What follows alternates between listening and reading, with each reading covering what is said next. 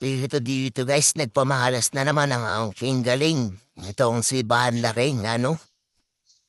So, dito at tira sa uno. Pakiting, napakalayo sa butas nito guys. Tingnan natin na pakiting ng isang bandaking. Ano? Parang natutulog lang. Grabe yun guys. Napakahirap na tira. Pinakawalan ng isang bandaking dito naman sa tira sa dos. Tira sa dos, okay? Istandro ang tawag doon guys. Hatak. Pero mabagal yung pamato. Ano? Di nyo alam yun no? Tito, tatampalin lang yan. Pahanda. Para sa 4, ano? Saktong-sakto. Dito nga guys, oh. Kapag hinatak yan, pwede masapato sa 9. So dito guys, oh. Tatampalin lang ulit to.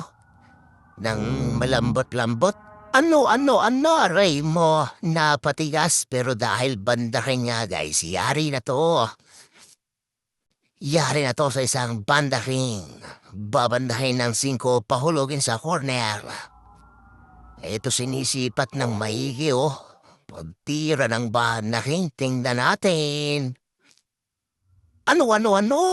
Sorry guys, hulog dapat yung kaso. Sablay, aray mo.